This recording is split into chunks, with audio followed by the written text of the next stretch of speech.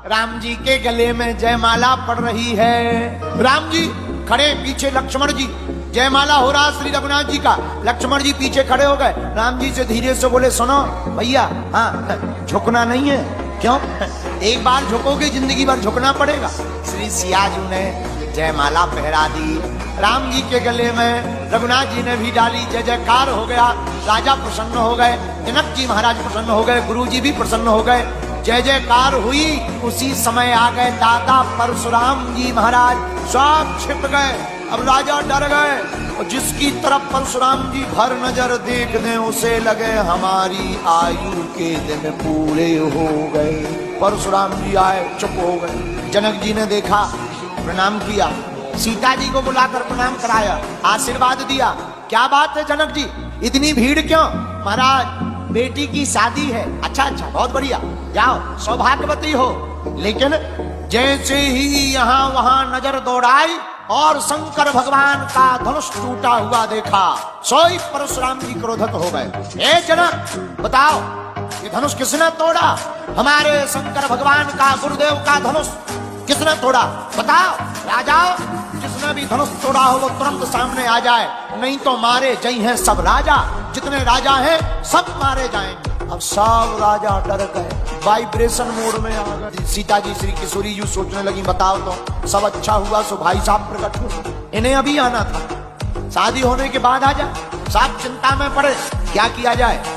लक्ष्मण जी धीरे से राम जी से बोले, अगर आपकी आज्ञा हो तो हम निपटते हैं। राम जी बोले, तुम क्यों जाओ, क्या करो?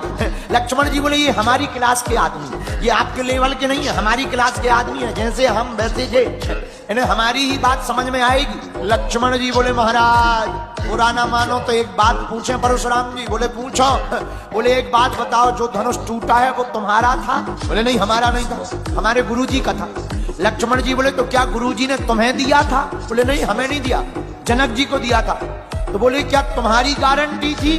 बोले, नहीं हमारी नहीं। तो बोले, जिसका धनुष जनक जी ने दिया, जनक जी ने तोड़वा दिया, तुम क्यों धनुष की तरह टूटे जा रहे? परशुराम जी का जो क्रोध था वो उल्टा बढ़ गया।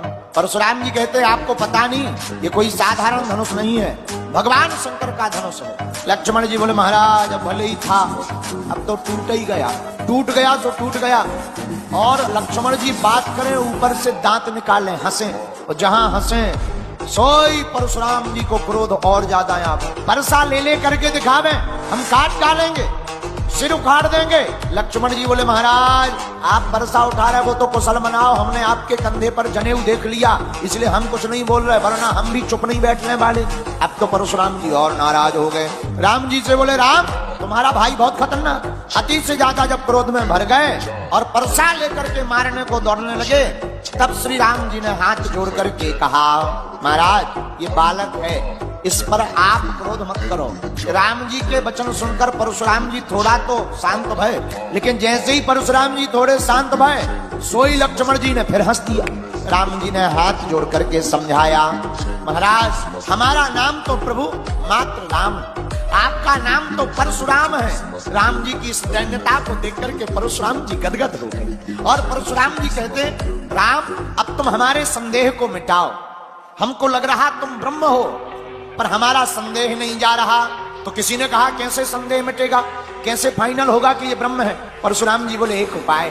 क्या? हमारे पास ये धनुष है, ये कोई साधारण नहीं, अगर ये इसको प्रतिंचा पर चढ़ा देंगे तो हम समझ जाएंगे ये साक्षात ब्रह्म है। और परशुराम जी ने कहा, हे राम आप हमारा धनुष लो, हमारे संदेह को मिटा दो।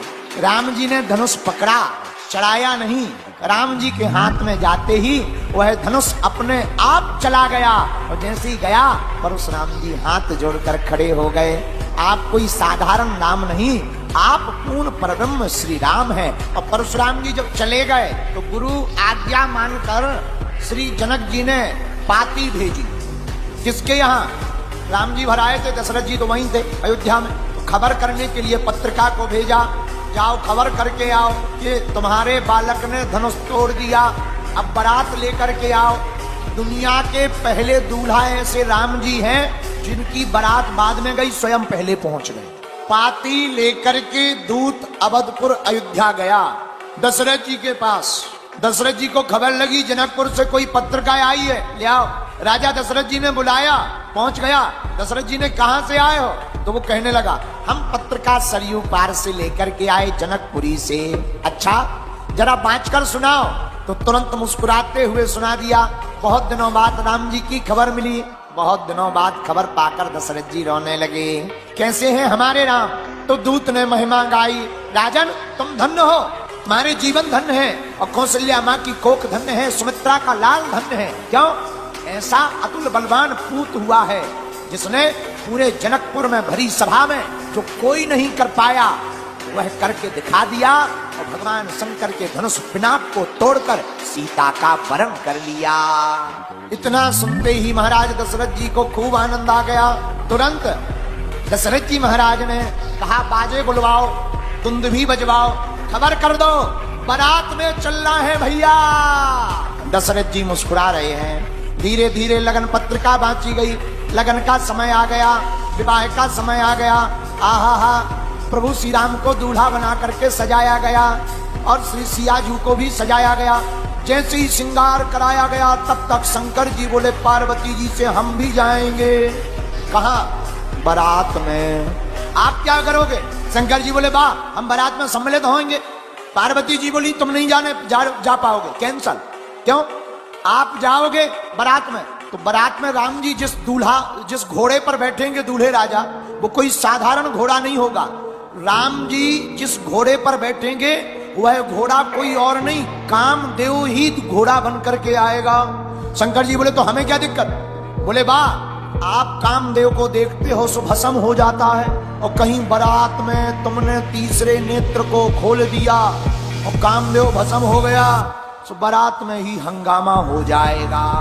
तो शंकर जी मुस्कुराकर बोले पार्वती जी टेंशन मत लो, अब कामदेव भस्म नहीं होगा।